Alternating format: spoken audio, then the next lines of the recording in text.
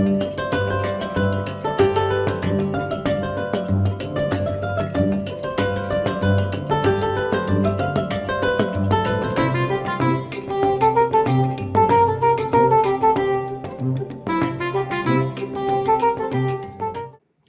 and welcome to this episode of PsychMedia.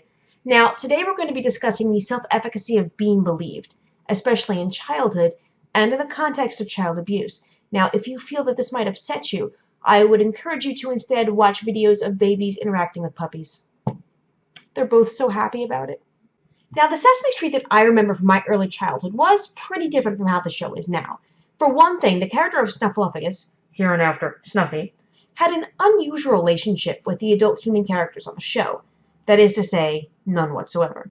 Originally debuted in 1971, Snuffy, who can best be described as kind of a woolly mammoth with an anteater tail, quickly became best friends with Big Bird, though no one else saw him. He was designed to be an imaginary friend, real to Big Bird and the audience, but not to the adults of the show. Marty Robinson, one of Snuffy's performers over the years, said that he saw it as the character just having really bad timing, walking off scene just as the adults arrive or showing up just after they've gone.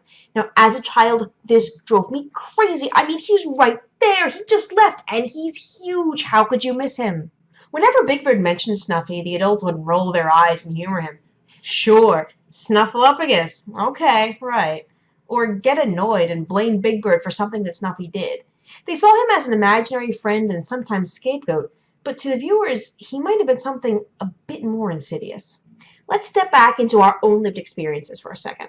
I bet that everybody watching right now can remember a time when an adult didn't believe them, accused them of lying, or even punished them for it. Maybe it was over something small, something that you saw, or something a sibling did.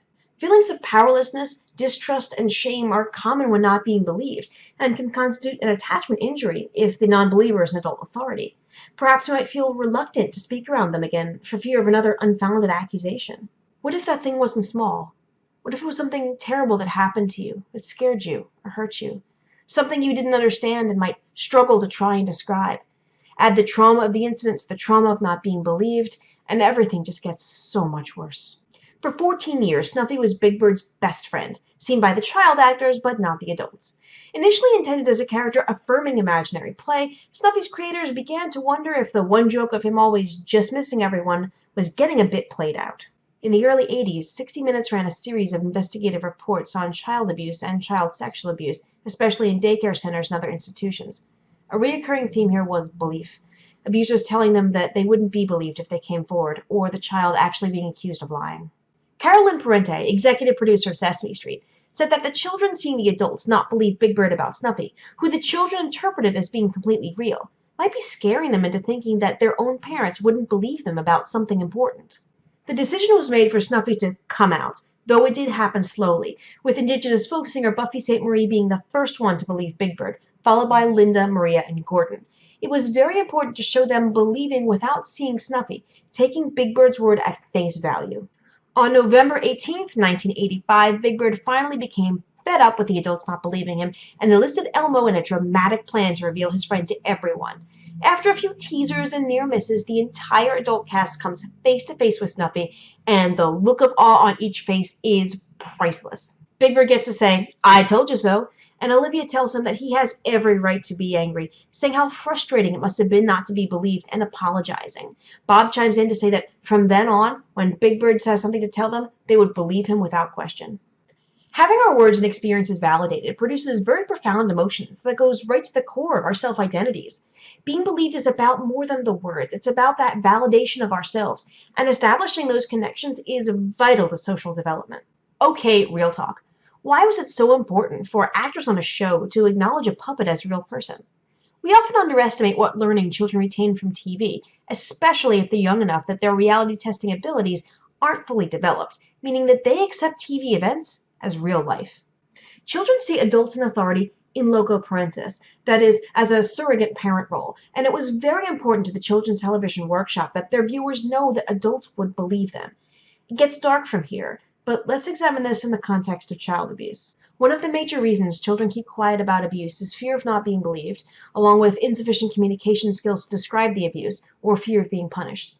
Sometimes a parent saying, "You can come to me about anything," means less to a child than seeing it play out metaphorically. The adults on Sesame Street are the adults of the community, and that's very important because sometimes the abusers are the child's own parents. It would take a lot of confidence for a child to confide in a trusted adult, especially if a parent had threatened them that they would not be believed. Not being believed about abuse just compounds the trauma, and it's a significant factor in the development of post-traumatic stress disorder and mental illness. It damages the trust between the child and the rest of the world, and it can mean no justice for a hurt child. This can mean damaged self-confidence and reduced self-efficacy, that is, confidence in oneself to achieve one's goals. In light of the abuse stories hitting the national media at the time, it was the right decision for Sesame Street to make. This episode was accidentally topical.